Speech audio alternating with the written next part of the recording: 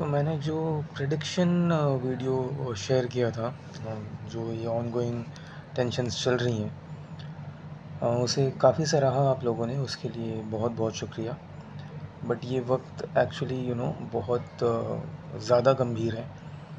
And let's not, देखिए, सबसे पहली अपील, जैसे, क्योंकि यहाँ पे हमारी फिकल माइंडेडनेस हमारे खुद के सामने आएगी। तो let's not support any political party, let's not speak against any political party, let's support India, let's support our armed forces, right? ये वो वक्त अभी नहीं है जब हम किसी पॉलिटिकल पार्टी के फॉर या अगेंस्ट में कुछ कहें, या फिर पॉलिटिकल पार्टीज आपस में भी लड़ें। United we stand, divided we fall. I think ये जो एक कहावत हमने बचपन में क्लास 2 या 3 में सीखी होगी, आई थिंक उस पर अमल करने का वक्त यही है। तो आपस में भी किसी तरह की बहसबाजी में ना आए, क्योंकि कोई फ़ायदा नहीं उन चीज़ों का। एक एक मैंने बहुत कमाल का एक फ्रेज़ पढ़ा, that our army are is fighting for the Indians, what we can do is we can be the Indian who is worth fighting for. So please be that Indian, ठीक है?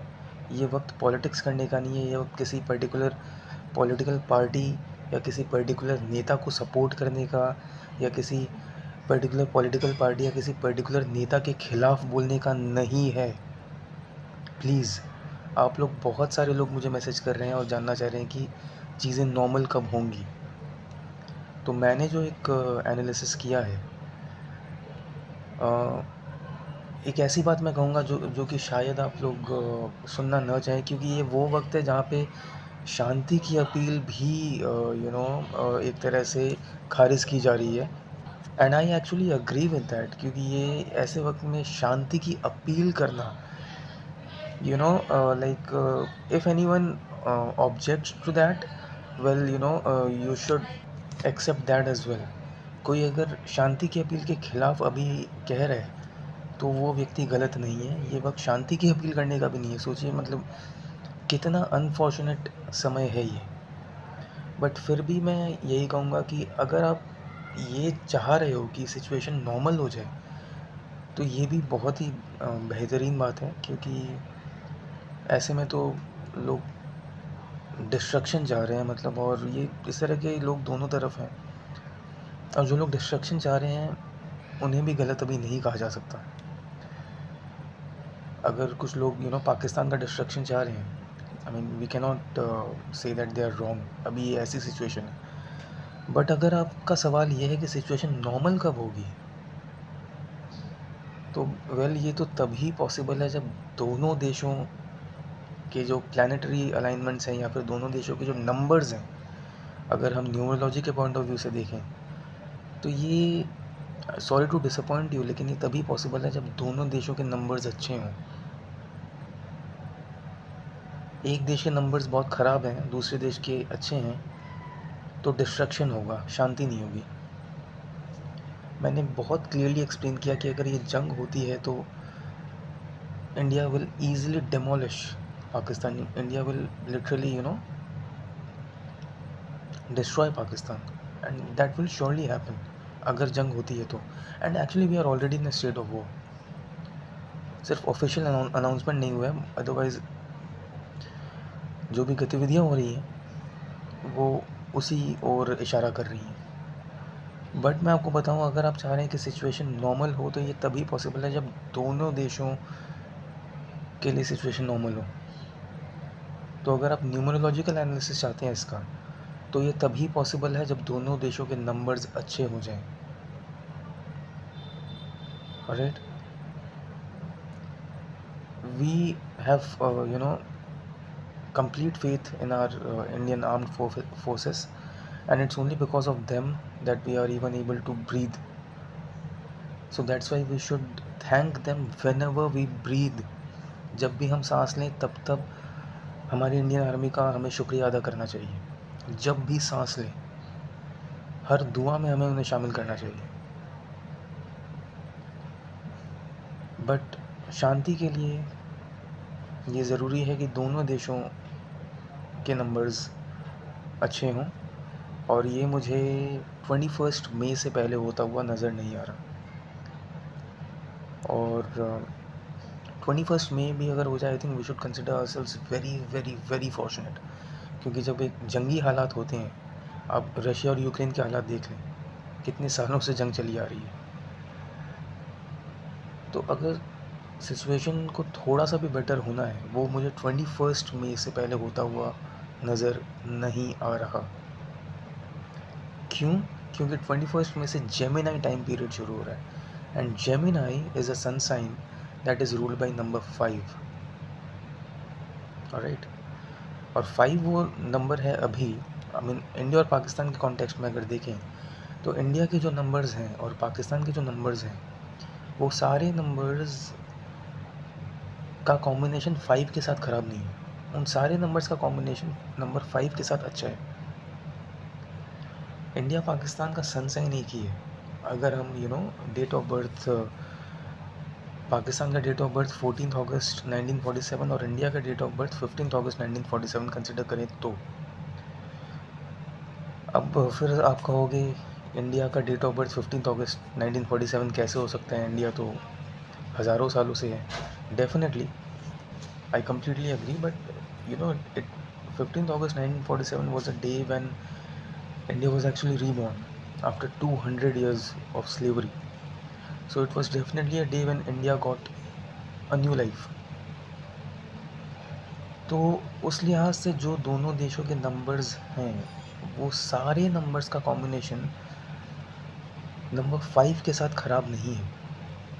तो जेमिनाई टाइम पीरियड में जब हम लोग enter करेंगे, which will start from 21 May, from then we can expect that situations will become better for both the nations, and there will be some sort of you know um, how we can mention that, I mean the situations will become somewhat better from 21st May.